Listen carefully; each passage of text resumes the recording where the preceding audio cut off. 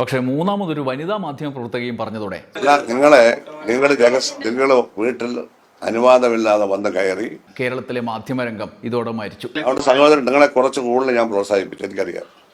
Sir എന്തൊക്കെയാണ് ഈ പറയുന്നത്? സാറൊന്നും പറയണ്ട. അങ്ങനെ പറയല്ലേ സാറേ. ഞാൻ നിങ്ങളുടെ ഏഷ്യാനെറ്റ് വേണമെങ്കിൽ പരാതി ഞാൻ അയക്കുന്നില്ല, എനിക്ക് എന്റെ ആവശ്യമില്ല. അതിന് ഒളിച്ചു കേൾക്കാൻ മാത്രം എന്താ അവിടെ നടക്കുന്നത്? അങ്ങനെ ഒളിച്ചു കേട്ടാലും വേറെ കാര്യമൊന്നും അല്ല കേൾക്കുന്നത്. എഴുതിയിട്ടും കൊടുത്തു, സാറേ ഈ പരിപാടി നാണക്കേടാകും, നിർത്തിക്കോ.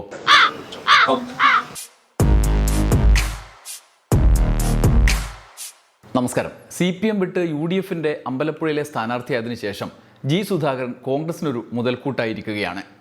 കെ സുധാകരൻ അടങ്ങിയ സിംഹമായി മാറിയ സാഹചര്യത്തിൽ ജി സുധാകരൻ തൻ്റെ സിംഹ സ്വഭാവം പുറത്തേക്ക് കാണിച്ച് അവർക്ക് ആശ്വാസമേകുകയാണ്. പക്ഷേ വരുന്ന വാർത്തകളൊക്കെ കുഴപ്പമാണ്. പാർലമെൻ്ററി വ്യാമോഹി, അധികാരമോഹി, ഇതുവരെ ഇല്ലാത്ത വിധം സമുദായ നേതാക്കളുടെ തിണ്ണ നിരങ്ങി, ഇതൊക്കെ അപ്പപ്പോൾ ചാനലുകാർ വാർത്തയാക്കുവാണ്. വെള്ളാപ്പള്ളീൻ്റെ വീട്ടിൽ പോയി, ബിഷപ്പിനെ കാണാൻ പോയി, സുകുമാരൻ നായരെ കാണാൻ പോയി. UDFിൽ പോയാൽ തെരഞ്ഞെടുപ്പിന് ഇതൊക്കെ ചെയ്യണം. ഒറ്റ സമയത്തില്ലെങ്കിലും തെരഞ്ഞെടുപ്പിനെങ്കിലും വേണം. സതീശനും കൂട്ടരും കട്ടപ്പണിയാണ് സുധാകർജിയെ കൊണ്ട് എടുപ്പിക്കുന്നത്. ലേശം നാണക്കേടുള്ളതുകൊണ്ട് രഹസ്യമായിട്ടാണ് ഈ പോക്കെല്ലാം. പക്ഷേ എന്ത് ചെയ്യാനാണ്, ചാനലുകാർ പിന്നാലെ കൂടി ഷൂട്ട് ചെയ്തിട്ട് നാട്ടുകാരെ കാണിക്കുകയാണ്. എന്നിട്ട് അതൊക്കെ റിപ്പോർട്ട് ചെയ്ത് നാണം കെടുത്തുകയാണ്. അതുകൊണ്ട് മൂപ്പർക്കിപ്പോൾ റിപ്പോർട്ടർമാരെ കാണുന്നതേ കട്ടക്കലിപ്പാണ്. ഒടുവിൽ വിളിച്ചു ചേർത്ത വാർത്താ സമ്മേളനത്തിൽ റിപ്പോർട്ടർമാർ ചോദിച്ചു, ഈ കട്ടക്കലിപ്പ് ഞങ്ങളോട് എന്തിനാണ് കാണിക്കുന്നത് എന്ന്. പല ഘട്ടങ്ങളിലും താങ്കളോട് സംസാരിക്കാൻ, താങ്കളുടെ സ്വീകരണങ്ങൾ അറിയാനൊക്കെ ശ്രമിക്കുമ്പോൾ താങ്കൾ ഞങ്ങളുടെ ഒരു ശത്രുക്കളെ പോലെയാണ് വാർത്താ സമ്മേളനത്തിൽ ചോദ്യം ചോദിച്ചയാൾ ഒറ്റക്കാണ് എന്ന് വരുത്തി തീർക്കാനുള്ള സൈക്കോളജിക്കൽ മൂവ് സുധാകരൻ സാർ പുറത്തെടുത്തു. എന്നിട്ട് ഒടുക്കം കൈരളി, ദേശാഭിമാനി എന്നൊക്കെ VD സതീശൻ മോഡൽ ഒരടിയടിക്കാലോ. സംഗതി പക്ഷെ പാളിപ്പോയി. ഒറ്റക്കല്ല, എല്ലാവരും കൂടിയാണത്രേ ചോദ്യം ചോദിക്കുന്നത്.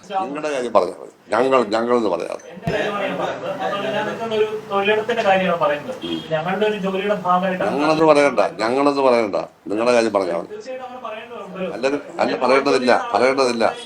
ഇല്ല, അതിന് മറുപടി ഇല്ല. നിങ്ങളുടെ കാര്യം പറയാം. അപ്പൊ അപ്പുറത്തിരിക്കുന്ന മറ്റൊരു മാധ്യമ പ്രവർത്തകൻ പറഞ്ഞു എല്ലാവരുടെയും കാര്യമാണ് എന്ന്.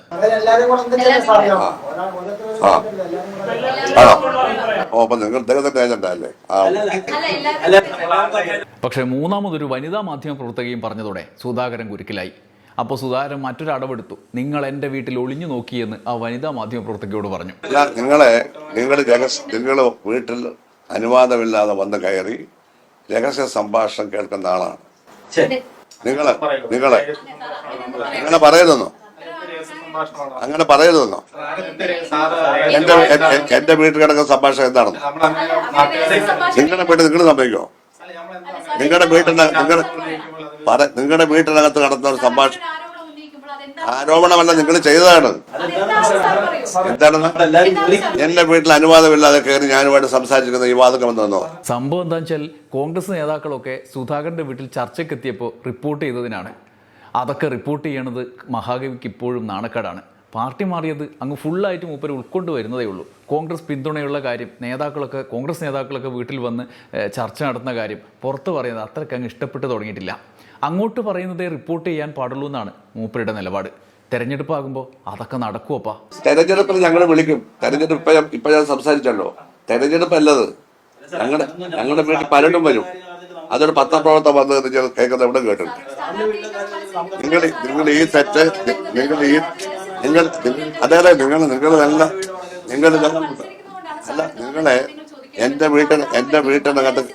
എന്റെ വീട്ടിനകത്ത് കയറണമെങ്കിൽ എന്റെ അനുവാദം വേണം. സ്വന്തം വീട്ടിൽ ആളുകൾ വിളിച്ചു കയറ്റിയിട്ട് പറയാണ് ഇവിടെ എന്റെ അനുവാദത്തോടെ കയറാവൂ എന്ന്. ഇന്നിപ്പോ കയറാം, എനിക്ക് പറയാനുണ്ട്. മുമ്പ് ഞാൻ പറഞ്ഞു, നിങ്ങൾ ഒറ്റയ്ക്കാണ് വന്നത്, ഒറ്റയാളില്ല പറയും, ആരും അറിഞ്ഞല്ല. ഒരു വനിതാ മാധ്യമ പ്രവർത്തകയുടെ തലയിൽ മൊത്തം കലിപ്പും ഇട്ടുകൊടുക്കാനുള്ള പരിപാടിയാണ്.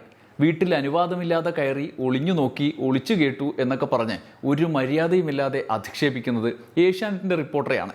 മറ്റു മാധ്യമ പ്രവർത്തകർ ഈ തോന്നിയാസത്തെ എതിർത്തു. അല്ല പറഞ്ഞ നിങ്ങളുടെ റിപ്പോർട്ടർമാർക്ക് സർവ്വസ്വാതന്ത്ര്യമൊന്നുമില്ല. പിന്നെന്താ? എന്റെ വീട്ടിൽ എന്റെ അനുവാദമില്ലാതെ വന്ന് ഞങ്ങൾ ആരോടെങ്കിലും സംസാരിക്കുമ്പോൾ ഇവിടെ വന്നത് കേൾക്കാൻ പാടില്ല. എന്റെ വീട്ടിൽ വരാൻ പാടില്ല എന്ന് അനുവാദമില്ലാതെ. എന്നാൽ എന്താണ് സംഭവിച്ചത്? അവർ വിശദീകരിച്ചു. സാറിനെ കാണാൻ വന്നു, അപ്പോൾ കോൺഗ്രസ് നേതാക്കളുമായി ചർച്ച നടത്തുകയായിരുന്നു എന്ന് വിശദീകരിച്ചു.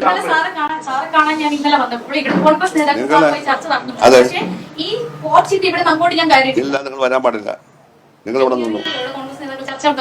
നിങ്ങൾ ഇനി ഇവിടെ വരുമല്ലേ, അങ്ങനെ വരുമല്ലേ, ഇനിയും വരുമല്ലേ? അതിന് ഇതാര്? വല്ല സമുദായ നേതാവോ ബിസിനസ്സുകാരനോ ഒന്നുമല്ലല്ലോ. UDFന്റെ അമ്പലപ്പുഴയിലെ സ്ഥാനാർത്ഥി, മുൻ മന്ത്രി, ഇപ്പോഴും അതിൻ്റെയൊക്കെ പേരിൽ നമ്മുടെ നികുതി പണം കൊണ്ട് പെൻഷൻ വാങ്ങി ജീവിക്കുന്ന G. സുധാകരനായതുകൊണ്ടല്ലേ റിപ്പോർട്ടർമാരും ആൾക്കാരും ഒക്കെ അവിടേക്ക് വരുന്നത്. അല്ലല്ല, നിങ്ങൾ ഒരാൾ സംസാരിക്കാം. G. സുധാകരൻ ആയതുകൊണ്ടാണല്ലോ ഞാനിപ്പോ സംസാരിച്ചത്. എനിക്ക് സംസാരിക്കാനുള്ള സമയത്ത് ചൂടാവുന്ന നിങ്ങളാണ്. അവസാനിപ്പിക്കാം. UDFൽ ചേർന്നതിന് ശേഷമുള്ള രണ്ടാമത്തെ വാർത്താ സമ്മേളനവും മൂപ്പര് കൊളാക്കും എന്ന് മനസ്സിലാക്കി സഹായികൾ അടുത്തേക്ക് വന്നു.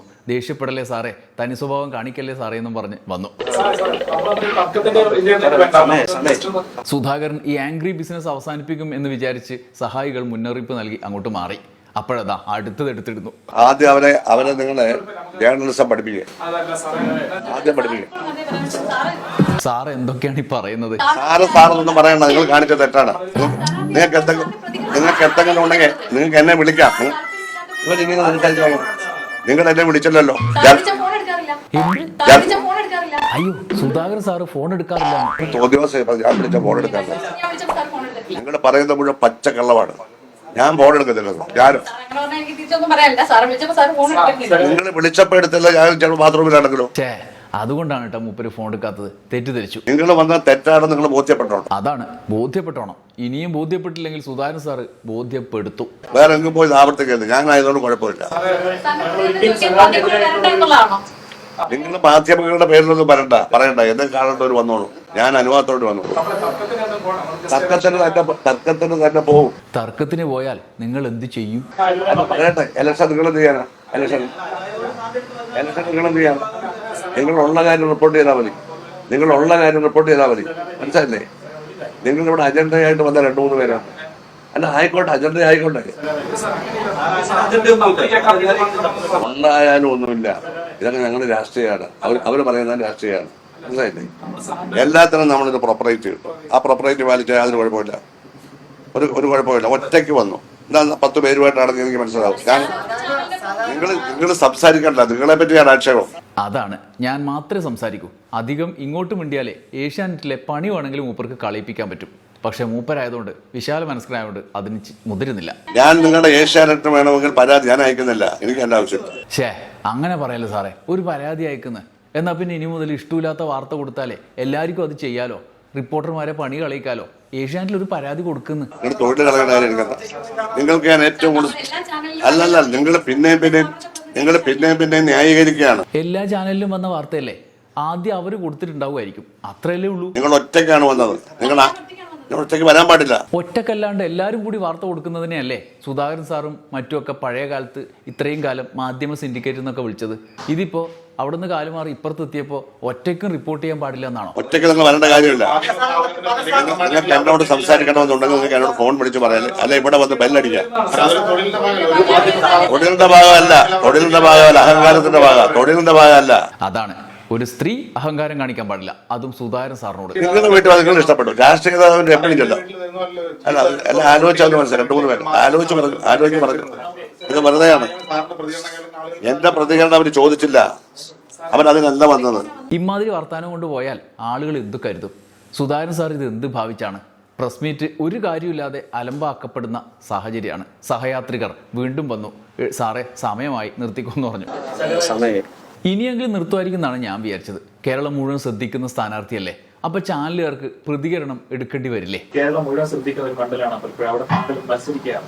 അപ്പോൾ നമുക്ക് സ്വാഭാവികമായിട്ടും സർക്കാരിന്റെ പ്രതികരണം. നിങ്ങൾ പറയുന്നത് ഞാൻ തന്നില്ല. ഇവിടെ 10 സമ്മേളനം 1.5 മണിക്കൂർ എന്തിനാ ഇത് പറയുന്നത്?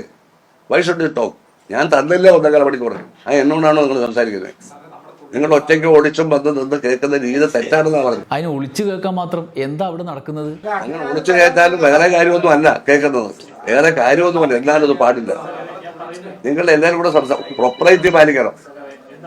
പ്രൊപ്പറേറ്റ് അവർ പാലിച്ചിട്ടുള്ളതാണ് ഞാൻ പറഞ്ഞത്. വേറൊന്നും ഞാൻ പറഞ്ഞില്ല. സാറുള്ളടുത്ത് സാറ് തന്നെ വിളിക്കണം എന്നില്ലല്ലോ, മറ്റുള്ളവരും വിളിച്ചാൽ പോരെ. ഉദാഹരണത്തിന് ഒരു ഇഫ്താർ പാർട്ടി, അവർ വിളിച്ചിട്ട് സുധാകരൻ പോയി. അവിടെ റിപ്പോർട്ടർമാർ അവർ വിളിച്ചിട്ട് പോയിക്കൂടായില്ലല്ലോ. അവിടുന്ന് അഭിപ്രായം എടുക്കേണ്ടി വരില്ലേ? സുധാകരൻ സാറിന്റെ അഭിപ്രായം എടുക്കേണ്ടി വരില്ലേ? കഴിഞ്ഞ ദിവസമൊക്കെ സഖാവ് ഇഫ്താർ പാർട്ടിയിലും അമ്പലപ്പുഴ ക്ഷേത്രത്തിലൊക്കെ പോയല്ലോ. അപ്പോൾ സ്ഥാനാർത്ഥികൾ അങ്ങനെ പോകുമ്പോൾ നമ്മുടെ മീഡിയസ് എല്ലാം അവിടെ പോകും. ഞാൻ അവിടെ പോയ കാര്യമാണോ പറഞ്ഞത്? എന്റെ വീട്ടിൽ എന്നെ കാണാൻ വന്ന ആളുകൾ ഇരിക്കുമ്പോൾ അവിടെ കീഴിൽ വന്ന ഒറ്റയാണ് ഒരു വനിതാ പ്രതിനിധി വന്നിട്ട് അവിടെ കുറേ നേരം നിൽക്കുകയാണ്. ഞങ്ങൾ കണ്ടില്ല. അതവർക്ക് പറഞ്ഞിട്ട് വരാം, അല്ലെ ബെല്ലടിക്കാം. ഒന്നും ചെയ്തില്ല. അങ്ങനെ വരാൻ അധികാരം ആർക്കും ഇല്ലെന്നാണ്. മിക്കവാറും സുധാകരൻ സാർ ഈ പോക്ക് പോയാൽ റിപ്പോർട്ടർമാരെല്ലാം പിടിച്ച് പുറത്താക്കാൻ ചാൻസ് ഉണ്ട്.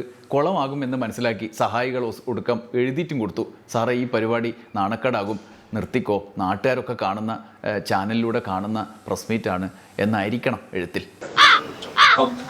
അങ്ങനെ പറയാൻ ആർക്കും അധികാരമില്ല, കേട്ടല്ലോ. എഴുത്ത് വായിച്ചിട്ടും സുധാകർജി ഗർജിച്ചുകൊണ്ടേയിരിക്കുകയാണ്. ഗർജിക്കുന്ന സിംഹം. നിങ്ങൾ എന്ത് പറഞ്ഞാലും തറുതല പറയാൻ വന്നിരിക്കുക. ഇവരെ കൂട്ടിയുണ്ട്. നിങ്ങൾ പറഞ്ഞു, പക്ഷേ എന്റെ പത്രസമ്മേളനം കേൾക്കാൻ നിങ്ങൾക്ക് കഴിയില്ല, കേട്ടല്ലോ. ഷാജഹാനെ, നിങ്ങൾക്കെന്നെ നന്നായിട്ട് അറിയാം. നിങ്ങളുടെ വീട്ടിൽ കൊണ്ടുപോയി എനിക്ക് ഭക്ഷണം തന്നിട്ടുണ്ട്. നിങ്ങൾ സ്നേഹം കൊണ്ടല്ലേ? ആ സ്നേഹം മനസ്സിൽ രാഷ്ട്രീയമായിട്ട് വേണ്ട, അത് വ്യക്തിപരമായിട്ട് വിട്ടുന്നോ, അത്രയും പറഞ്ഞു. അതുകൊണ്ട് എല്ലാവരും മനസ്സിലാക്കുക, ആളുകളെ കൂട്ടിക്കൊണ്ടുവന്ന് കലക്കാനാണ് പരിപാടി. സുധാകർജി പ്രോത്സാഹിപ്പിച്ച് ജേർണലിസ്റ്റാക്കിയ ഒരു വനിതാ മാധ്യമ പ്രവർത്തകയാണ് ഇപ്പോൾ ചോദ്യം ചോദിക്കുന്നത്. അവിടെ സഹോദരൻ, നിങ്ങളെ കുറച്ച് കൂടുതൽ ഞാൻ പ്രോത്സാഹിപ്പിച്ചു, എനിക്കറിയാം. അതിൻ്റെ ഞാനിപ്പോൾ എനിക്ക് കിട്ടും. ആരെ കൂടുതൽ പ്രോത്സാഹിപ്പിച്ചോ അവർ നമുക്ക് തന്നിട്ടുണ്ട്. ഈ അനുഭവം കൊണ്ട് ഇനി സുധാകരൻ സാറ് ഒരൊറ്റ ജേർണലിസ്റ്റിനെയും പ്രോത്സാഹിപ്പിക്കുന്നതായിരിക്കില്ല. കേരളത്തിലെ മാധ്യമരംഗം ഇതോടെ മരിച്ചു. എന്തായാലും കോൺഗ്രസിനും UDFനും ഒരു കാര്യത്തിൽ ആഹ്ലാദിക്കാം. ഗർജിക്കുന്ന സിംഹം എന്ന് അവർ വിളിച്ചുകൊണ്ടിരുന്ന കെ സുധാകരനെ പതുങ്ങിയ മോഡിലാണ് ഡൽഹി യാത്രയ്ക്ക് ശേഷം കാണപ്പെട്ടത്. പുതിയ ഗർജിക്കുന്ന സിംഹം അമ്പലപ്പുഴയിൽ ചാർജ് ഏറ്റെടുത്തിട്ടുണ്ട്. വിജയിപ്പിച്ച് മന്ത്രിയാക്കിയാൽ ഇന്ദിരാഭവന് ഒരു മുതൽക്കൂട്ടാകും. നന്ദി, നമസ്കാരം.